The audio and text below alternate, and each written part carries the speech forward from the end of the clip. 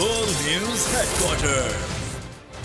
अस्सलामुअलैकुम। आज 8 बजे के बुलेटिन में कहते हैं आपको खुशामदीद। मैं हूं आपके साथ रमशा साजर। मैं हूं सैयद रजी और मैं हूं अफशीन कुरैशी। हेडलाइंस आपने जानी, बुलेटिन की टॉप स्टोरीज में आज शामिल करेंगे। एक और पेट्रोल बम, महंगाई ने कमर तोड़ दी।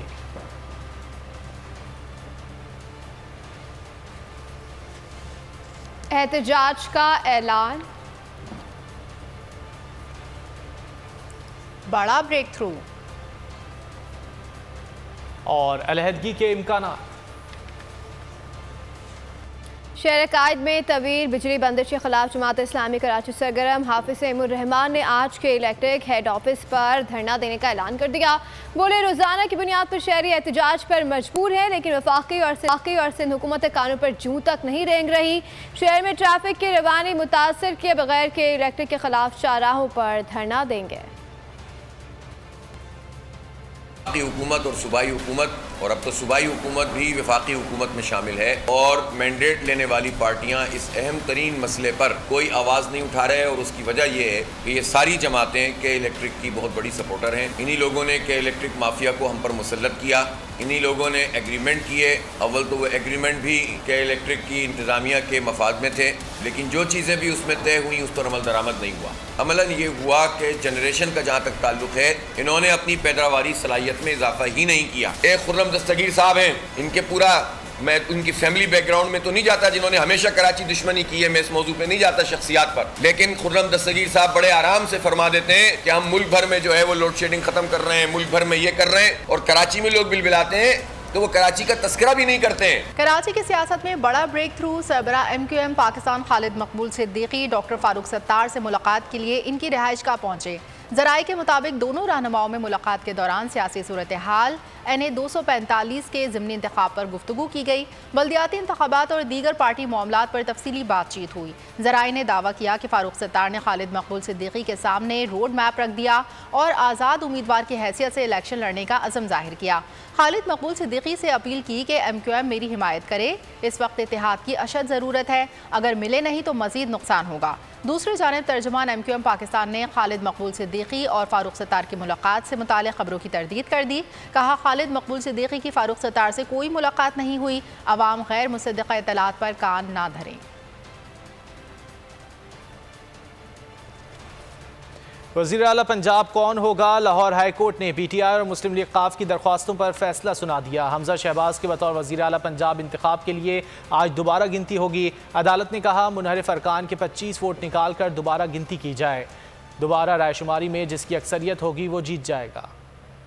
हमजा शहबाज की मुश्किलात कम न हुई। ऐवान के सरबराह रहेंगे या नहीं, फैसला आज हो जाएगा। लाहौर हाई कोर्ट ने हम फैसला सुना दिया। वज़ीर आला पंजाब के इंतखाब के लिए दोबारा गिनती कराने का हुक्म दे दिया। अदालत का तहरीरी फैसला जारी। कहा कि अदालत नए इंतखाबात का हुक्म नहीं दे सकती। प्रिजाइडिंग अफसर के नोटिफिकेशन को कलअदम करने का भी नहीं कहा जा सकता। मुनहरिफ अरकान के 25 वोट निकाल कर दोबारा गिनती की जाए। दोबारा रायशुमारी में अक्सरियत लेने वाला उम्मीदवार कामयाब करार पाएगा। दोबारा इलेक्शन का हुक्म सुप्रीम कोर्ट के फैसले के खिलाफ होगा। अदालत की हिदायत पर दोबारा गिनती के लिए पंजाब असेंबली का इजलास आज शाम 4 बजे तलब किया गया। अगर किसी को मतलूबा अक्सरियत न मिली तो आर्टिकल 130(4) के तहत सेकंड पोल होगा। 25 मुनहरिफ अरकान के वोट निकालने के बाद हमजा शहबाज ओहदा संभालने की अहलियत खो चुके हैं। वज़ीर आला उस्मान बुज़दार को फौरी बहाल किया जाता है। 5 रुकनी बेंच में शामिल जस्टिस साजिद महमूद सेठी का इख्तलाफी नोट लिखा कि हमजा को वज़ीर आला का ओहदा संभालने की इजाज़त नहीं दी जा सकती, डी नोटिफाई किया जाए। वोटों की दोबारा गिनती की ज़रूरत नहीं। वज़ीर आला पंजाब के लिए दोबारा वोटिंग करानी चाहिए। जिसको ज़्यादा वोट मिले वो वज़ीर आला पंजाब होना चाहिए। माहिर कानून कहते हैं कि अगर वोट 186 नहीं बनते तो हमजा शहबाज का इलेक्शन दुरुस्त नहीं करार पाएगा। 25 मुनहरिफ अरकान के वोट निकालते हैं तो हमजा शहबाज का इलेक्शन गैर आईनी होगा। चेयरमैन PTI इमरान खान ने लाहौर हाई कोर्ट के फैसले को चैलेंज करने का ऐलान कर दिया। सुप्रीम कोर्ट से स्टे की अपील। कहा, इलेक्शन गैर आईनी था तो हमजा शहबाज वज़ीर आला कैसे हैं? हमजा के रहते शफाफ इंतखाबात नहीं होंगे। इलेक्शन के लिए सिर्फ 24 घंटे का वक्त दिया गया। इतने कम वक्त में तो राजनपुर से भी अरकान लाहौर नहीं पहुंच सकते। हमारे कम से कम 6 अरकान हज पर हैं। इलेक्शन कमीशन ने 5 अरकान का नोटिफिकेशन जारी नहीं किया। डिप्टी स्पीकर का किरदार पहले से मुतनाज़ है। अब इलेक्शन कमीशन का किरदार भी मुतनाज़ हो चुका, जो हमजा शहबाज को जितवाने के लिए हर हरबा इस्तेमाल कर रहा है। फैसले की वजाहत के लिए सुप्रीम कोर्ट जा रहे हैं। 5 अरकान को नोटिफाई करने का अदालती हुक्म नहीं मिल रहा। इलेक्शन कमीशन 5 अरकान के लिए अदालती हुक्म का मुतालबा कर रहा है। मुस्लिम लीग काफ और तहरीक इंसाफ की मुश्तरका प्रेस कॉन्फ्रेंस कहा कि तारीख में ऐसा नहीं हुआ कि असम्बली में पुलिस को बुलवाया जाए, जिस पर प्रिजाइडिंग अफसर की वजह से जग हसाई हुई। इसी को दोबारा लगा दिया गया। राजा बशारत बोले कि उम्मीद है हमारे लिए भी रात 12 बजे अदालत खोल दी जाएगी। हमारा ऐवान मुकम्मल नहीं, 5 अरकान का नोटिफिकेशन होना है। 6 अरकान मुल्क से बाहर हैं या हज पर गए हुए हैं। PTI रहनुमा महमूद रशीद ने कहा कि हाई कोर्ट के फैसले ने साबित कर दिया वजीर आला का इलेक्शन कलअदम है। हाई कोर्ट हक में फैसला करता है जी कि ये 5 बंदे आपको मिलने चाहिए। हम इलेक्शन कमीशन गए, उन्होंने कहा जी कि वो आर्डर तो लाएं, आर्डर हमें दे नहीं रहे। हमने जो प्रिजाइडिंग अफसर है जिसकी वजह से सारा बदनामी हुई, सारे जग हसाई हुई, वही उसी को दोबारा बना दिया। ये तारीख में पहली दफा हुआ है कि पुलिस को अंदर किसी ने बुलाया। हम उम्मीद रखते हैं कि अगर रात को 12 बजे हमारे खिलाफ अदालतें स्टे ऑर्डर दे सकती थी या कार्रवाई कर सकती थी, तो आज रात को 12 बजे हमारे लिए भी अदालत खोल ली जाएगी। इस वक्त हमारा जो हाउस है फॉर ऑल प्रैक्टिकल पर्पसेस वो कंप्लीट नहीं है। 5 लोग ऐसे हैं नोटिफिकेशन जिनका होना है, उसके बाद उनको राइट ऑफ वोट मिलना है। इस वक्त तकरीबन 6 के करीब ऐसे लोग हैं मुल्क से बाहर हैं। अदालत आलिया ने भी, हाई कोर्ट ने भी, इनका इलेक्शन इल्लीगल था। वो कॉन्स्टिट्यूशनल और आईनी तौर पर पंजाब के वजीर आला के तौर पर वो इलेक्ट नहीं हुआ था। और 16 जो अप्रैल वाली पोजीशन है वो बहाल हो जाए और उस्मान बुलदार जो केयर टेकर के तौर पर काम कर रहे थे वो अपनी सीट। मौसम की बात करते हुए आपको बताएं कि मुल्क भर में मानसून की भरपूर एंट्री, ठंडी हवाएं, हल्की और तेज बारिश, मौसम सुहाना हो गया। गर्मी का जोर टूटते शहरियों के चेहरे खिले। कराची वालों के भी मजे। गुज़िश्ता रोज से बूंदाबांदी का सिलसिला वफ़े से जारी है। महकमा मौसमियात ने मजीद बारिश की पेशगोई की है।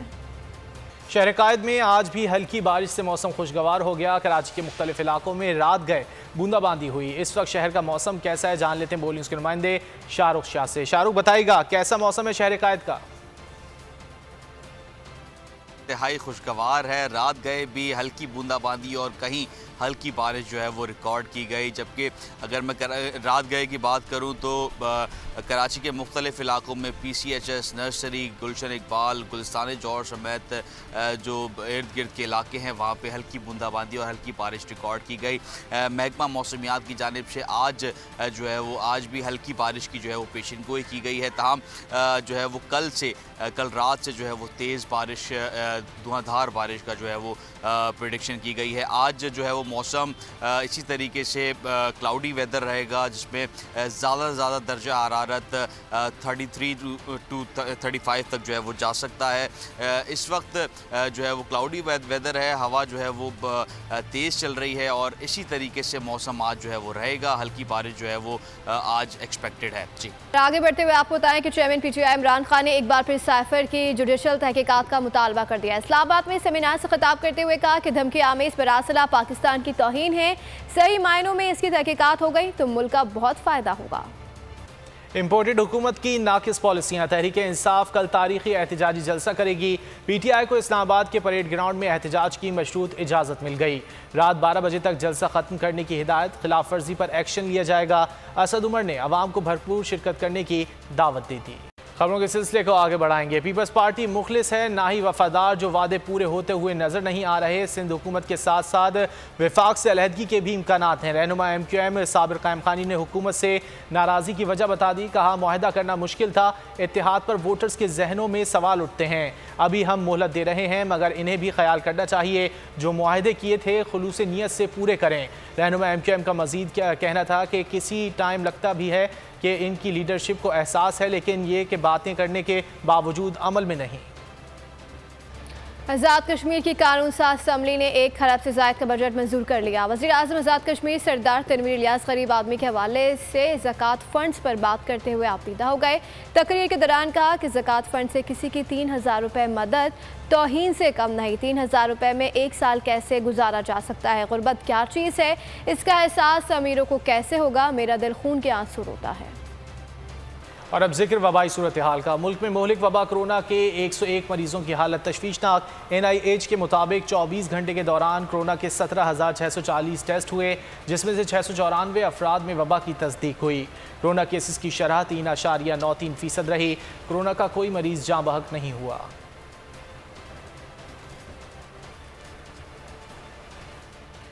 सिंध हुकूमत की तरफ से कराची के अवाम के लिए एक और अच्छी खबर। पीपल्स बस सर्विस के दूसरे रूट का आगाज़ आज से हो रहा है। पीपल्स बस सर्विस का रूट नंबर 2 नागन चौरंगी, जौहर मोड़, ब्रिक road station, Shah Faisal colony और लांटी के दरमियान होगा। पीपल्स बस सर्विस का route number 1 model colony, Malir से टावर तक है। एयर कंडीशन और आरामदेह बसेस का किराया 25 से 50 रुपये के दरमियान है। पीपल्स बस सर्विस का बाकायदा आगाज़ 27 जून को पाकिस्तान पीपल्स पार्टी के चेयरमैन बिलावल भुट्टो जरदारी ने किया था। मनसूबे के तहत शहर के 7 मुख्तलिफ रूट्स पर मजमूई तौर पर 240 बसेस चलेंगी। सब्सक्राइब करें और बेल दबाएं ताकि कोई खबर रह न जाए।